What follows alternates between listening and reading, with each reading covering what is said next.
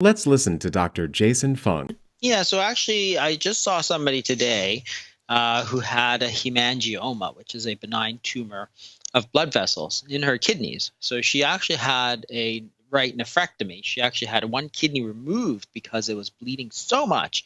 They had to take it out, and she's embolized several times because Hmm. of bleeding. And so what's very interesting is that a few years ago, she contacted Dr. Pompa, who's a good friend of mine, and he had recommended certain regimens, and he referred her to me for fasting, and she's done sort of this sort of regimen, sort of a mix of intermittent fasting and extended fasting, which I'll get into in a second. But what's very interesting is over the past 2 years, her hemangioma has actually decreased in size from sort of 15 centimeters to 11.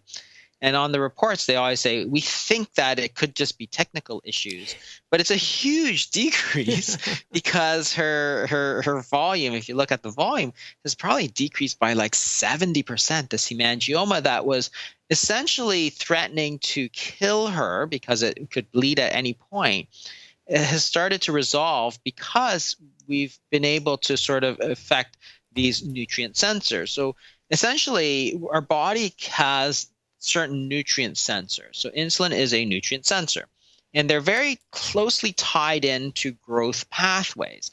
The reason is that your body does not want to grow unless it knows it has food coming in. So if you look at, so if, say you take if you ever look at fish, for example, if you don't feed it enough, they stay very small, and then you put it into your aquarium or whatever, start feed a lot, it grows like huge.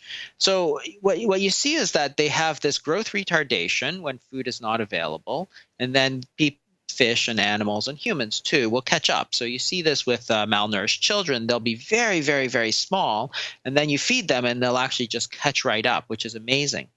And it's because of these nutrient sensors. So there's three main ones. So insulin is the one we talk about a lot, and it's sort of a short-acting insulin. It's a short-acting nutrient sensor, and it's very responsive to two things. Everybody thinks it's about carbohydrates, but both protein and carbohydrates go up with insulin. So it senses the presence of carbohydrate-containing, protein-containing foods. Insulin will go up, and it will signal growth pathways, including sort of IGF-1, AKT, and PI3K. So there's a few of these growth pathways which are sort of intricately linked to insulin. So if insulin goes up, the body says, hey, nutrients are coming in, and will activate these growth pathways. mTOR is actually an even more ancient sort of pathway, and it's called mammalian or mechanistic target of rapamycin, and it's only been recently described maybe for 20 years. And the mTOR system is found sort of all the way back to single-celled organisms. And it too is a nutrient sensor. So when you eat dietary protein in particular, the body senses that and mTOR goes up. And one of the things that it does is, again, activate growth pathways. So mTOR is important because it also regulates autophagy, which is sort of this breakdown pathway of the body, which is this what the Nobel Prize winner in 2016 called sort of a cellular recycling process. So autophagy is this process where you'll actually break down junky old proteins and recycle them into new, better proteins, which is great because you're essentially getting rid of all the crap and putting in new stuff. It's a renovation cycle. So if you think about it, everybody thinks, oh, breakdown, it's so bad. But if you think about renovating your bathroom, the first thing you got to do is rip everything out, throw out that lime green tub that you had from the 70s.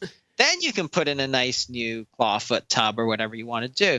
But ripping it out is the first thing you got to do. And the body's the same way. If you have too much junk in your body, you can't put down new stuff. The bones are the same. They're osteoclasts and osteoblasts. So the first thing you do when you're remodeling bone is break it down.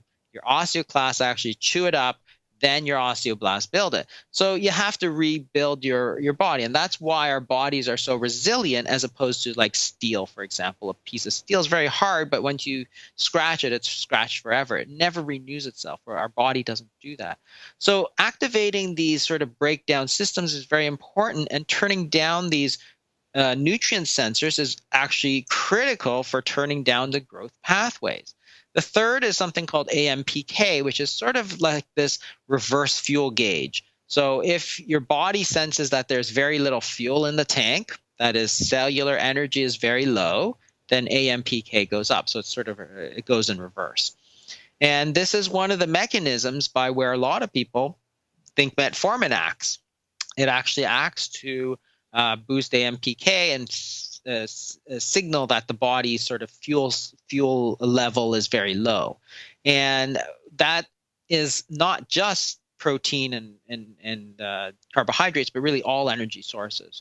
So there's these three sort of pathways, and the only thing that really hits all three is going to be fasting, because and AMPK sort of acts on a longer time scale. mTOR exists on this sort of 24 to 36 hour time scale, and insulin is this sort of very up and down, sort of within minutes or hours, it's up and down. So what you see is that the body, which has this sort of incredible elegance, honestly, has three different nutrient sensors that are different, which sense different macronutrients and are sensing at different time scales to provide our bodies with this sort of exquisite sort of information as to what to expect.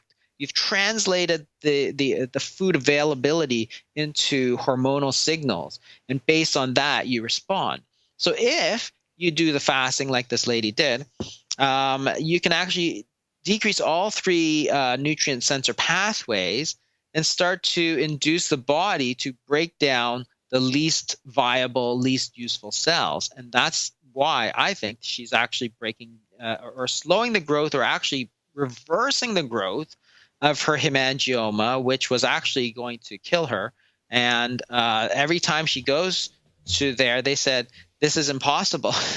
These things don't shrink. Yeah. And yet here it is, shrinking away, because we've understood the pathways of how this sort of thing works. So if you're doing this for sort of longevity purposes, it has huge implications for, say, cancer progression, for Alzheimer's disease, which is this sort of protein. So in terms of how we adjust the fasting for that, well, we know we have three different nutrient sensors. So therefore, we need to have sort of attack at all different levels. A ketogenic diet is great for a lot of things, but it's not going to touch your mTOR, and it's not going to touch your AMPK. So it does very well to downregulate the insulin, which is honestly the major pathway for sort of modern people, but it's not the whole story. So if you do the intermittent fasting, then what we do is we try to get people into that 24 to 36 hour window where you see the maximum gluconeogenesis. So everybody says, oh, you're going to burn muscle, you're going to burn muscle.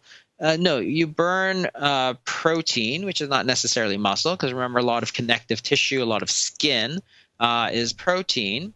And we want to break it down because we have this excess growth. We have diseases of excess growth, including, atherosclerosis and Alzheimer's disease. We want to break that down. So we actually put her on sort of a 24 to 36 hour alternate daily fast a couple times a week. And then we do these sort of monthly, 2 monthly, 3 monthly long fast, 5 to 7 days, where we really try and, put those nutrient sensors down low. You can't do that all the time, obviously, because then you're going to starve to death. But you can do it periodically, get the AMPK way up, get the mTOR way down, get the insulin way down. Every few months you might do this, and then you get the benefits of this sort of extended fasting, the intermittent fasting. And we've done it with a fellow with colon cancer as well, for the same reason, by hitting all these nutrient sensors and sort of minimizing them. And that's how sort of understanding the physiology helps you design sort of rational protocols that at least have a chance of success. I'm not saying that they'll work for everybody, but it's worked for her, and that's the only thing that matters for her.